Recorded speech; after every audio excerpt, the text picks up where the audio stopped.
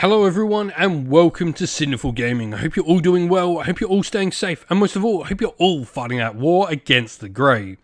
Today's video, we're going to start collecting Warhammer Age of Sigmar, and today we're going to take a look at the Stormcast Eternals and the brand new Army of Renown, the Draconith Skywing. Now, in this video, we are going to go through the battle traits for the Draconith Skywing. They have their own unique battle traits that's completely different and entirely separate from Stormcast Eternals. You do not need any of the battle traits in that book to run this army. And we are then going to look at a box set we believe is a great place to get started with the Regiment of Renown box set for this force for you to use, hopefully as a place to get started with the army. We'll then look at some other units we can use to bring in and expand upon the initial purchases inside the box set before finally finishing off the video with a little sample army list of 1500 points for you to use, hopefully as some inspiration for starting your own force of the Stormcast Eternals using the Draconith Skywing. And so, to begin with, first of all, the rules, the battle traits we get for this force. Draconith Echelon means friendly Krondus, Karazai, and Stormdrake Guard units that have at least 2 models in them will become battle line units. Draconith Guardians allows owners Critborn to pass off wounds and mortal wounds to nearby Draconith Stormdrake units nearby, instead of making a save for himself, though these wounds when passed off are unnegatable by the unit they are passed off onto. Exemplars of Fury at the start of the combat phase. If 2 or more other friendly Draconith Skywing units are within 6 inches of a friendly hero, you can add one to the attacks characteristic of the unit's mounts. And then Stormdrake Companions. For each Draconith Skywing hero you include in your army, you can also include a single Stormdrake Guard model. So this would mean, including things like Krondus, Karazai, and Ionis Critborn, all will allow you to include a single Stormdrake Guard as well, though these Stormdrake Guard single model units will never be battle line. Today's video is brought to you by Gap Games, a fantastic retailer in Australia for a variety of different miniature war games. If you'd like to help support the channel, we have an affiliate link where by clicking on and purchasing, you'll help support the channel, but you'll also help support Gap Games, which is a fantastic servant to the community. And so, where to get started with this force? Now, there is the Critborn's Stormwing box set that has come out alongside the latest book that has come out for the Dawnbringers Crusades campaign. Now, if you are unable to pick up this box set, I'd recommend go looking on the shelves of your local friendly game stores or GW stores, as they generally do have their own stock they haven't sold online, and they'll keep that for in-store stock. Always a good way, but all these models will be available separately soon enough as well, so you have no problem in the future using this army. Now, in this box set, we do get Ionis Critborn, and we also get 2 Stormdrake Guards. So we're going to talk about all the units in here. First of all, Ionis Critborn is probably the single best priest in the entire game now. His Arch Relic rule allows him to cast 2 prayers instead of 1, and you can choose how you want to sort of cast these. First of all, you can say he will just cast 1, but what happens with this is it's automatically chanted on a roll of a 6 and cannot be stopped in any way.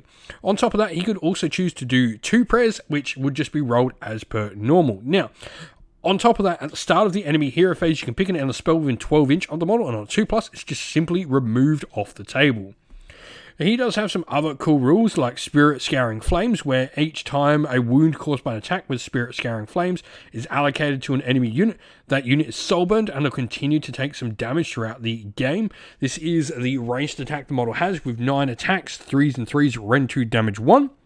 Draconic Horror actually stops Rally and Inspiring Presence working within 12 inch.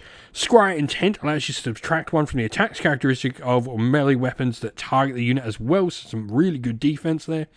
And then Lightning Tempest as well is some cool mortal wound damage dealing for a prayer on him. He's also got some really decent melee profiles in there with 4 attacks at 3s and 3s, Rend 1, damage 2 with his Soulbreaker Mace. We then have the Ancient Claws, which will be 5 attacks, 3s and 3s, Rend 2, damage 2, and the Time Worn Fangs for 2 attacks at 3s and 3s, Rend -3, damage 3 as well. So a really solid profile all around. I think Ionis Critborn is a fantastic piece to add to your Stormcast force. Now, joining him, we then have the Stormdrake Guard. Now, like I said, this could be used as a unit of 1. You could also build this up as a character known as the Knight Draconith, and we'll talk about that in the next slide. But the Stormdrake Guard, let's talk about them. 12-inch move, 3+ save, 9 wounds apiece, and bravery 8. They obviously have fire with the big giant dragons. They've got the Draconic Flame Stream as well, which is their special shooting attack, where they just deal some mortal wounds. Potentially, if they roll a 5 or 6 on the dice roll to do it, it can be D6 mortal wounds, which can be really nice. Arcane Heritage allows them to ignore some magic, and Merciless Impact as well, if you're choosing to go with the Lance variation on them, will give them some extra damage and rent on that charge. Dispersed Formation is really cool, allowing you to easily deploy this unit on the table as well. And Monstrous Regiment means they do get a Monstrous Rampage, though only one model in the unit does use that. Dragged into the Tempest allows them to potentially slay some models at the end of the fight. A Draconic Onslaught as well will allow them to potentially, once per game, in your charge phase, you can say they'll unleash the Draconic Onslaught, and they can reroll charge rolls for the unit in that phase. Now, of course, if we look where to go next, more Stormdrake Guard are always going to be the answer.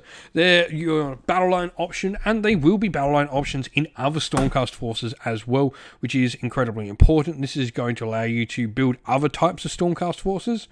But I did mention that that particular kit there can build a character known as the Knight Draconith as well. So this is another cool model you can bring into the force. Now, this is going to be the only way you can bring a non-named character into this particular force, but it is going to provide you with a pretty solid fighty hero. 11 wounds, 3+ save. Your big thing here is the Aeon Fire Blade, 5 attacks, 3s and 2s, Ren -3, damage 2.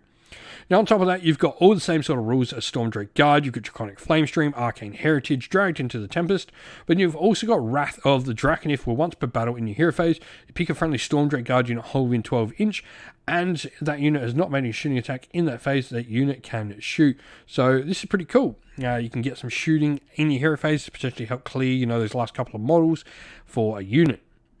Now, the last pieces we can have in this force are the two giant Draconith themselves, Karazai and Krondus, the sons of Dracothian. Karazai himself, the Scarred, is a combat fighting monster, 18 wounds and a 3+ save. His Annihilating Jaws are 6 attacks at 3s, and on his full bracket, actually 1s, -3 and damage 3. Ruinous Talons add some extra damage, and his Calamitous Tail as well does a nice big sweeping attack profile, where the attacks is equal to the number of enemy models within 3 inches of him. Fires of Vengeance, each time their model destroys a unit as well, he can potentially gain some extra bonuses as well, which is really nice. And then Master of War, you subtract one from attacks, characteristic, and melee weapons that target him, and Blazing Tempest allows him to do some mortal wounds at range. On the other hand, we have Krondus, the son of Dracothian. Krondus is a more support-focused dragon, though still, a giant dragon in his own right.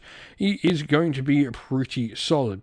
He is a wizard, which is really nice, which can cast some cool magical spells across the table. Can cast 2 and unbind 2 in each of the phases. He has, a decent attack profile still, with his Apex Nord, Dragon Lord Talons, and Calamitous Tail really helping him out. And then he's got the Regalia Fulminantris, which add the value of this shown to his casting rolls, which at full can be +3. And so here we have our sample army list, 1,500 points. Now we are a little bit under 1,430. I mean, it's a bit hard to get to these lower point values. I couldn't actually figure out a 1,000-point list trying to include the initial box set. If you want to do this list in the initial sort of phase, you're probably going to have to drop Ionis Cryptborn, which is probably not the way to go, but you definitely could play this force with a Knight Draconith and some Stormdrake Guard as your base to get you started. But with that said, we have a 1,500 point list here. Stormcast Talents from the Mortal Realm of Aqshy, and our grand strategy is On the Wings of Death. This is a special grand strategy for the army, where at the end of the battle, you complete this grand strategy if 3 Draconith units are wholly within 9 inches of each other. Now, a triumph here, we've actually gone for Bloodthirsty, being 70 points under. We haven't gone for the +1 to wound for a very important reason. For that, I think Bloodthirsty is more important with a reroll to charge, because we're needing all these units to get in every turn to do the damage every single turn, because we are so light on units, so it's going to be incredibly important that charges do not fail. Now, first of all, we have Orange Cryptborn, who's going to be our general, and then we have gone with the Prayer of Sovereignty, where until the start of your next hero phase, you can make a unit you choose to count as 5 models for the purposes of contesting objectives at maximum. It's particularly great in, doing it on units that are going to become a problem when targeting things like Gargants or large blobs of units as well. Battle line wise, we've put Krondus, the son of Draconith, in here. The spell Regal Authority we've gone for is going to allow us until the start of your next hero phase. Each time a unit issues a command, you roll a dice. On a 5+, the command point is used to issue the command is not spent, which is really cool. This can save us a lot of CP on our units. And then we just have Stormdrake Guard. We've got 3 of them in the force, 1 unit of 2 and 1 unit of 1 to round out the force. We have some really decent solid wounds on the table, and 61 wounds, a 1-drop force because everything is wrapped up in a battle regiment as well. If you've got some ideas though on how you'd build up your first army, what would you add to make this 2k? Would you throw in Krondus as the last part, as well as Karazai to sort of complete the army and have the 3 big dragons? I think it'd be an absolutely awesome army. But let us know your thoughts about the Army of Renown down in the comments below. And so that is the end of the video. We hope you enjoyed it. If you did, please don't forget to leave a like, subscribe to the channel, and also drop a comment down below letting us know what you thought about the video.